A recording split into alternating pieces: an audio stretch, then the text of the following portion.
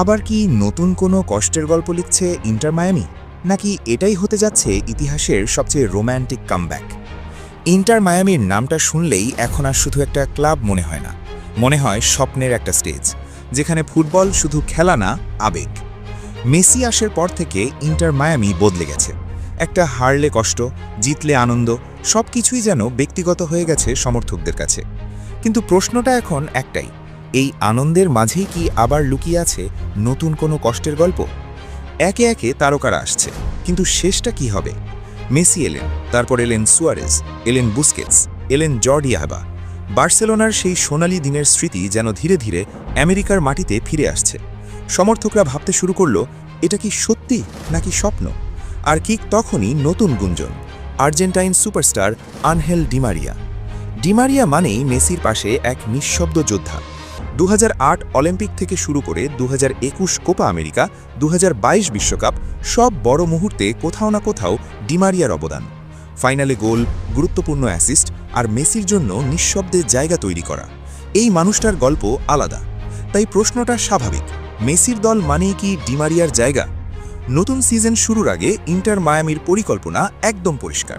তারা শুধু প্রতিযোগী হতে চায় না, তারা রাজত্ব করতে চায়। কিন্তু রাজত্ব করতে গেলে শুধু একজন রাজা যথেষ্ট না, চাই বিশ্বস্ত সেনাপতি। ডিমারিয়া কি সেই সেনাপতি হতে পারেন? অবশ্যই পারেন, কিন্তু বাস্তবতা একটু কঠিন। বয়স, ফিটনেস, এমএলএসের গতি, সবকিছু মিলিয়ে সিদ্ধান্তটা সহজ না। একবার চোখ বন্ধ করে ভাবুন, এক পাশে মেসি, অন্য পাশে ডিমারিয়া, মাঝখানে সুয়ারেজ। ডিফেন্স কোথায় যাবে? কাকে মার্ক করবে? মেসিকে থামাবে নাকি ডিমারিয়াকে? আর সুয়ারেজ একবার সুযোগ পেলেই গোল। এই ত্রয়ী একসাথে থাকলে ইন্টার মায়ামি শুধু ম্যাচ জিতবে না, ম্যাচ ভাঙবে। মিডফিল্ডে বুস্কেটস মানেই নিয়ন্ত্রণ, ডিফেন্স থেকে অ্যাটাকে সংযোগ, মেসি আর ডিমারিয়ার জন্য নিখুঁত সার্ভিস। আর লেফট সাইডে জর্ডি আলবা, পুরনো বোঝাপড়া, চোখে চোখে কথা। এই টিমটা কাগজে কলমে দেখলে মনে হয়, এটা কি সত্যি এমএলএসের দল নাকি ইউরোপের কোনো জায়ান্ট? কিন্তু এখানেই লুকিয়ে আছে ভয়। এত তারকা মানেই কি নিশ্চিত সাফল্য? ফুটবল ইতিহাস বলে সবসময় না। বয়স একটা বড় ফ্যাক্টর, চোটের ঝুঁকি, টানা ম্যাচ খেলার চাপ, আর সবচেয়ে বড় কথা রক্ষণ। আক্রমণে যতই শক্তিশালী হোক, রক্ষণ দুর্বল হলে বড় মঞ্চে ধরা খেতেই হয়। ইন্টার মায়ামির সবচেয়ে বড় পরীক্ষা এখানেই।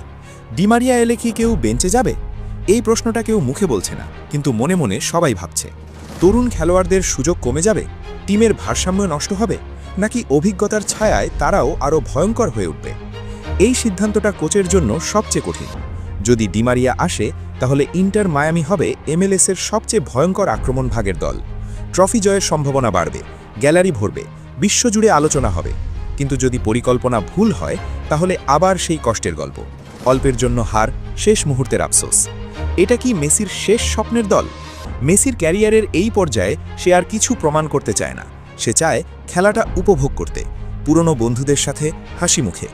ডিমারিয়া যদি আসে, তাহলে এটা শুধু ট্রান্সফার হবে না, এটা হবে বন্ধুত্বের পুনর্মিলন। এখনও কিছুই নিশ্চিত না, কিন্তু ফুটবল এমনই, স্বপ্ন দেখাতেই তার আনন্দ। এক পাশে মেসি, অন্য পাশে ডিমারিয়া, মাঝখানে সুয়ারেজ। এই দৃশ্যটা যদি সত্যি হয়, তাহলে ইন্টার মায়ামি শুধু একটা ক্লাব থাকবে না, একটা গল্প হয়ে যাবে। ভিডিও ভালো লাগলে অবশ্যই লাইক, কমেন্ট আর সাবস্ক্রাইব করতে ভুলবেন না।